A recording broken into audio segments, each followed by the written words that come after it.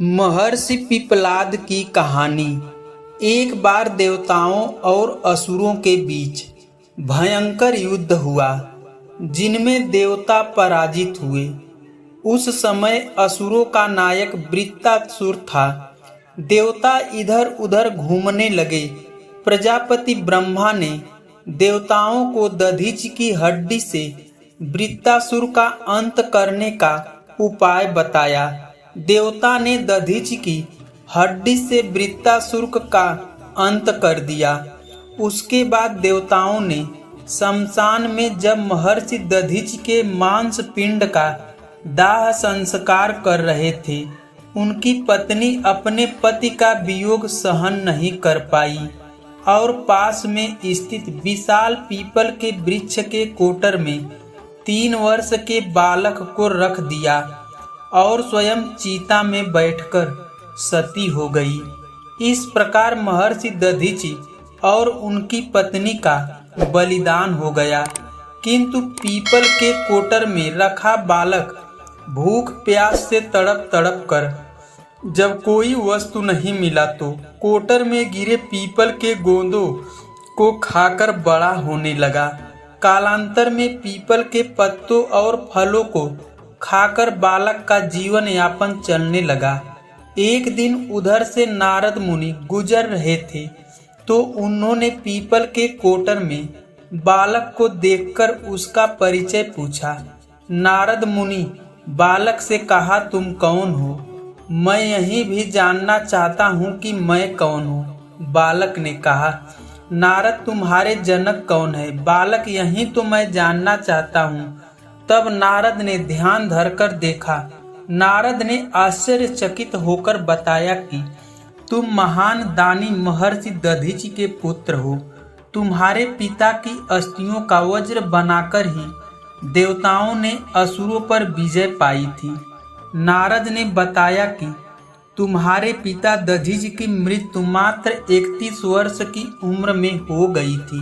बालक, मेरे पिता की अकाल मृत्यु का कारण क्या था? नारद मुनि ने कहा, तुम्हारे पिता पर शनि देव की महादशा थी। बालक, मेरे ऊपर आई विपत्ति का क्या कारण था? नारद, शनि देव की महादशा।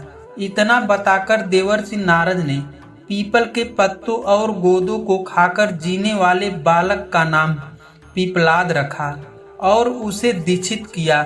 नारद के जाने के बाद बालक पिप्पलाद ने नारद मुनि के बताए अनुसार ब्रह्मा जी का घोर तप किया और उन्हें प्रसन्न किया तथा ब्रह्मा जी से वरदान मांगने पर पिप्पलाद ने अपनी दृष्टि मात्र से किसी वस्तु को जलाने की शक्ति मांगी। ब्रह्मा जी से वरदान मिलने पर सर्वप्रथम पिप्पलाद ने शनि देव का आवाहन कर अपने सम्मुख प्रस्तुत किया और सामने पाकर आंखें खोलकर भस्म करना शुरू कर दिया। शनि देव सशरीर जलने लगे।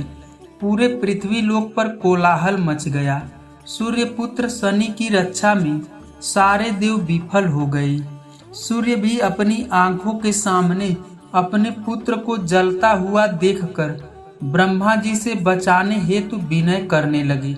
ब्रह्मा जी स्वयं पिप्पलाद के सम्मुख पधारे और शनि देव को छोड़ने की बात कही, किंतु पिप्पलाद तैयार नहीं हुए। तब ब्रह्मा जी ने एक के बदले 2 वरदान मांगने की बात कही। तब पिप्पलाद ने खुश होकर 2 वरदान मांगे। पहला, जन्म से 5 वर्ष तक किसी बालक की कुंडली में शनि का स्थान नहीं होगा, जिससे कोई और बालक मेरे जैसा अनाथ न हो। दूसरा, मुझ अनाथ की शरण पीपल वृक्ष दी है, अतः जो भी व्यक्ति सूर्योदय के पूर्व पीपल की वृक्ष पर जल चढ़ाएगा, उस पर शनि देव की महादशा का असर नहीं होगा। ब्रह्मा जी ने तथास्तु कहकर वरदान दिया। तब पिप्पलाद ने जलते हुए शनि पर अपने ब्रह्मदंड से उनके पैरों पर आघात करके उन्हें मुक्त कर दिया, जिससे शनि देव के पैर क्षतिग्रस्त हो गए और वह पहले जैसी तेजी से चलने लायक नहीं रहे। तो तभी से शनि महाराज धीरे धीरे चलते हैं।